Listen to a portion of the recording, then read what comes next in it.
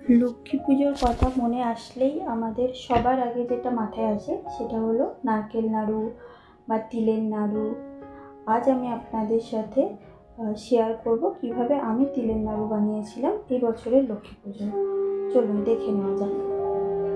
প্রথমে গ্যাস জেলে আমি একটা কড়া বসিয়েছি আর তার মধ্যে আমি দিচ্ছি 500 গ্রাম মতো সাদা তিল। শুকনো খোলায় মিডিয়াম ফ্লেমে তিলটা বেশ কিছুক্ষণ ভেজে নিতে হবে।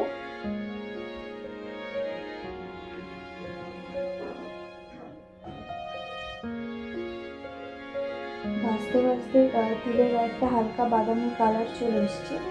এখন আমি গ্যাসটা বন্ধ করে তিলটা একটা অন্য পাত্রে ঢেলে রাখছি।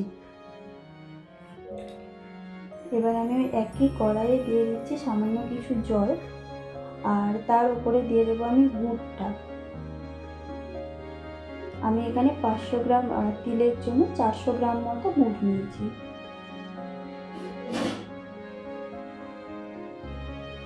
গুড়টা জলের সাথে দিয়ে ভালোভাবে মেল্ট করে দিতে হবে আর মেল্ট করার পরে গুড়টাকে বেশ কিছুক্ষণ ফোটার জন্য রাখতে হবে। যে দেখছেন ভালোভাবে আমি জলের সাথে গুড়টা মেল্ট করে দিচ্ছি। মেল্ট হয়ে গেছে, এবার আমি গুড়টাকে ফোটার জন্য ছেড়ে দেব। 10 থেকে 12 মিনিট মতো গুড়টা ফুটে গেছে। এবার আমি গুড়টা একটু হাতে নিয়ে দেখবো, একটা চ্যাটচেটে টান টান ভাব আসলে গুড়টার মধ্যে আমরা গ্যাসটা বন্ধ করে দেব। আমি এবার গ্যাসটা বন্ধ করে দিলাম। এরপর গরম গুড়টা তিলের ওপরে একটু একটু করে দিতে থাকবো আর সাথে আমি তিলটা নাড়াতেও থাকবো।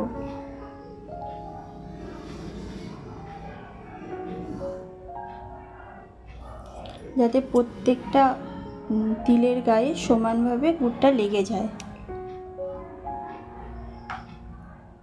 এবার আমি আরও কিছুটা গুড়ের মধ্যে অ্যাড করে দিচ্ছি।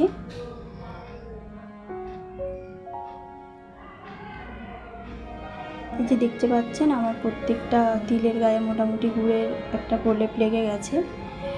এখন আমি হাতের মধ্যে সামান্য ঘি নেব, ঘিটা ভালোভাবে হাতে মাখিয়ে নেব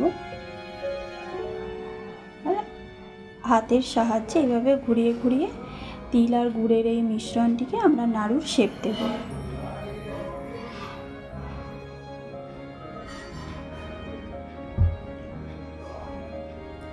সাবধানে আস্তে আস্তে করতে হবে, কারণ মিশ্রণটি তো গরম আছে আর গরম থাকতে থাকতেই এই নাড়ুকটি সব বানিয়ে নিতে হবে। আদারওয়াইজ লাস্টের দিকে আমরা গোল শেপ দিতে পারবো না যদি মিশ্রণটি শক্ত হয়ে যায়। ঠান্ডা হয়ে গেলেই মিশ্রণটি শক্ত হয়ে যাবে। মোটামুটি আমার সব নাড়ু বানানো কমপ্লিটের দিকেই।